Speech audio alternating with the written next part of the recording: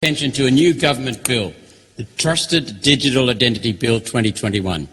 This is no time for subtlety. The Trusted Digital Identity Bill represents a watershed moment in Australian history. We stand at the divide between a free, personal enterprise future and a digital surveillance age in which the government sits in the middle of every interaction Australians have with each other and with the world. It achieves this in the same way as China does, creating a digital identity that forms a central part of a person's life. Call it a license to live. This bill removes the privacy protection currently preventing this exploitation and allows the government to keep one massive data file with everything the government knows about you and to sell that file to private companies overseas. Those companies can add your private sector data to build up a complete digital record of every Australian.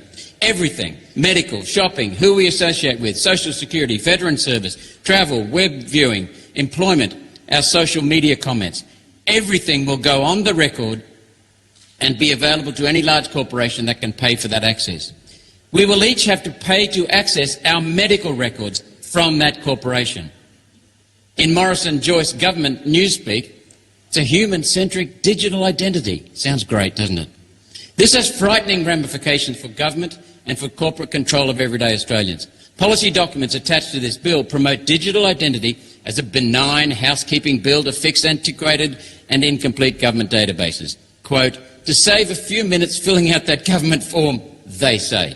This will reinvigorate the economy after COVID, they say. What the economy really needs is for the government to get the hell out of the way and let Australians lift ourselves up through our own hard work and enterprise. Remove vaccine passports, or as I call them, digital prisons. Ditch QR codes and stop spreading fear. Stop spreading fear. Let the Australian spirit do the rest. One Nation believes in technological advancements and in streamlining services. We would love to see a bill come forward to clean up the government's databases and improve the online experience for Australians trying to access our own data. This is not what the Digital Identity Bill does. Digital identity will do nothing to fix the government's IT, yet it does create a crown jewel scenario for hackers to steal not just one set of government data, rather personalised treasure troves. Far from safe, the Australian government is one of the most hacked databases in the world. This year, medical records became a highly sought-after target. If you want to know in which direction global policy is headed, watch what the hackers are trying to steal. Another concern is vaccination. Digital identity links medical history with consumer purchases. What's to stop a government locking out an uninjected person from the economy, as more than one state premier already threatens? Social credit system. We should not have to ask these questions because the power should not exist. Digital identity represents the cornerstone in a larger World Economic Forum and United Nations campaign to implement a global digital identity system. So why is the Morrison-Joyce government allowing the World Economic Forum to write Australian legislation? This bill is a copy-paste from the World Economic Forum's Global Digital Identity Project, part of the Digital Transformation Initiative. The Morrison-Joyce government brought this package to Australia, and this bill will start the World Economic Forum package's implementation. It's designed to shift the global economy away from private ownership and into what the World Economic Forum calls an access model. Australians, in other words, control.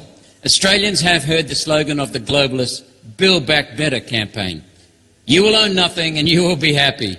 The goal of digital identity is life via subscription. Put simply, everyday Australians will not own assets like a house, car or furniture, and will instead rent these from corporations. Corporations that the cabal owns, or as the UN calls them, corporate partners. When they talk about us having less or living sustainably or living in a closed-loop economy, what they mean is we will have less so the billionaires can have more, a lot less. It's this principle that informed the Liberal Party's billion-dollar digital economy strategy 2030, reliant on the Trusted Digital Identity Bill.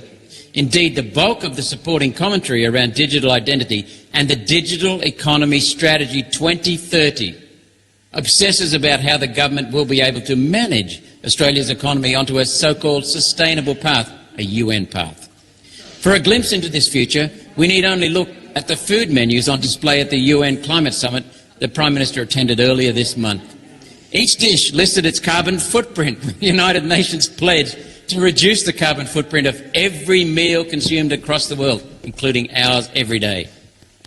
What happens when a government obsessed with pursuing digital net zero policies decides to encourage people to reduce the carbon footprint of our food choices? We already know the UN is pushing vegetarian and limiting red meat consumption to 1 mouthful per person per day. The level of control this legislation provides to the UN is frightening. Instead of allowing businesses to seek out and explore natural market forces and people's needs, digital identity is a tool to introduce a controlled economy under international direction, where implementing something like net zero can be mandated individually. One nation rejects providing more power to unelected, unrepresentative, unaccountable UN bureaucrats to control everyday Australians. What we can eat, where we can travel, how much water and power we can use under threat of being shut off from the ability to feed, clothe and house ourselves. It's evident that this policy robs businesses of control over their own future. The government will dictate each and every business's future interactions with customers and suppliers. Small and medium businesses will have to contend with a massive technology overhead and be forced into an unfair David versus Goliath fight against large, incredibly well-informed businesses that are in the globalist information sharing club. More Australian businesses will fall to foreign multinationals. Digital identity is the end of personal privacy, anonymity, confidentiality, sovereignty and choice. Despite the bill repeatedly insisting that it offers a voluntary service to make life easier, it's clear from the full documentation that digital identity will be made compulsory in the same way that vaccine mandates are now. With this bill, once again Prime Minister Morrison is trying to ban cash. One Nation was successful in striking the government's cash ban bill from the Senate notice paper last year after public outrage. Cashless payments are popular, but the complete loss of cash opens up an entirely different conversation. Cash is a safeguard. When we have cash, we have purchasing power. A digital identity, though, could easily limit our individual purchases based on government or corporate policy.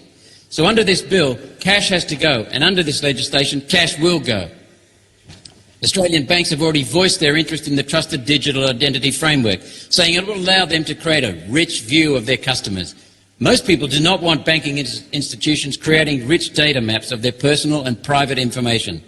This bill will allow banks to micromanage our spending in the name of whatever social justice cause banks are promoting. The design of the new payment platform that the Reserve Bank of Australia introduced in 2018 and forced on all Australian banks allows for the addition of a digital identity. In fact, the basic architecture of the new payment platform was designed for a digital identity.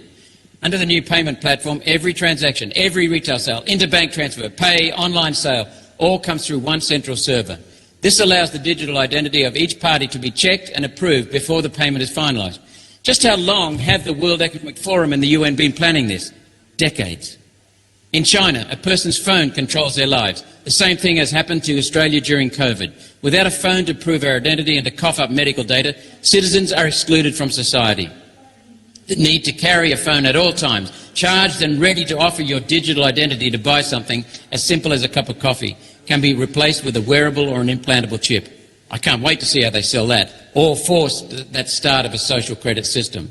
The Digital Identity Bill makes a wild claim it will solve online fraud and protect both businesses and customers. The government even put trusted in the title, so it must be true. Anyone with any experience in online fraud knows this system will not solve fraud, it will likely make it worse. The reason we have a constitution is to enforce absolute boundaries to stop politicians taking liberties with our liberties. The behaviour of politicians during COVID has shown everyone how quick many politicians and bureaucrats were to abuse rights, to punish and coerce citizens into undergoing untested and unproven medical procedures. This bill will give premiers and the Prime Minister power to take such action at any time. What a terrifying prospect. Once the public understand how much we're going to lose under the global reset, this government has signed oppression becomes essential. This bill is the framework for that oppression. The Trusted Digital Identity Bill is a global surveillance and control mechanism that profit-hungry corporations and power-mad politicians drafted and crafted. It aims to introduce a total economy, total control economy, where citizens own nothing and have no freedom, no choices. One Nation opposes this inhuman, dystopian future that the United Nations promotes as the Great Reset, and we condemn this Parliament for signing on to it. The only way to stop this monstrous plan is at the next election, to throw out the globalist cheer squad, Liberal, Labor, Nationals and Greens parties, and develop a potent One Nation representation to hold government accountable and return Parliament to serving the people of Australia.